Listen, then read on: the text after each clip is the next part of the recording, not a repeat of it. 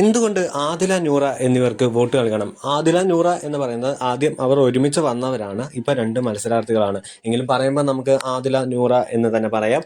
രണ്ടുപേരെയും എടുത്തു നോക്കിയ രണ്ടുപേരും കപ്പിൾസ് ആണ്, ലെസ്ബിയൻ കപ്പിൾസ് ആണ്. അവർ ആ ഒരു ഇതിലേക്ക് വന്നു, അവരുടേതായ ഒരു ഐഡന്റിറ്റി അതിലുണ്ടാക്കാൻ ശ്രമിക്കുന്നു. പക്ഷെ ഇതിൻ്റെ ഇടയ്ക്ക് ലക്ഷ്മിയുമായിട്ട് പല പ്രശ്നങ്ങളുണ്ടായി. അതുപോലെ ഇവർ രണ്ട് മത്സരാർത്ഥികളായി.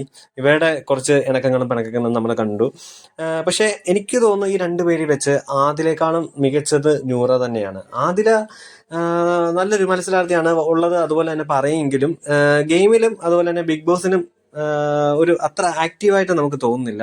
പക്ഷെ നൂറ അങ്ങനെയല്ല. നൂറ ആദ്യം ഒന്ന് ആക്റ്റീവായി, പിന്നെ ഒന്ന് ഡൗൺ ആയി. ഇല്ല, ടൂർ വന്ന പോലെയൊക്കെ അക്ബർ പറയുന്ന പോലെ ടൂർ വന്ന പോലെ ഒരു രീതിയിലായി. പിന്നെ അവസാന ഗെയിം ടിക്കറ്റ് ഫിനാലെ എത്തിയിരിക്കുമ്പോൾ ആ ഒരു ഫിനാലെ ജയിച്ച് നേരെ ഫിനാലയിലേക്ക് പോയി. പക്ഷെ ആദില ആ ഒരു രീതിയിലേക്ക് വന്നില്ല. ആദിലയ്ക്ക് എങ്ങനെയെങ്കിലും ഒരു പണപ്പെട്ടി ടാസ്ക് വന്ന് പണം എടുത്ത് തനിക്ക് പോകണം, തൻ്റെ നൂറ ജയിക്കണം, അല്ലെങ്കിൽ തൻ്റെ നൂറ ഫിനാലെ വീക്കിലേക്ക് കയറി അതിൻ്റെ ഒരു സന്തോഷത്തിൽ, അതായത് തനിക്ക് വേണ്ടിയിട്ടല്ല, നൂറ തൻ്റെ പാർട്ട്ണറായിട്ടുള്ള നൂറയ്ക്ക് വേണ്ടിയിട്ടാണ് ആദില അവിടെ ഒരു PR പോലെ നിൽക്കുന്ന പോലെ എനിക്ക് തോന്നിയിട്ടുണ്ട്. പിന്നെ അനിമോളുമായിട്ടുള്ള ഇഷ്യൂ അതെല്ലാം കണ്ടെയാണ്.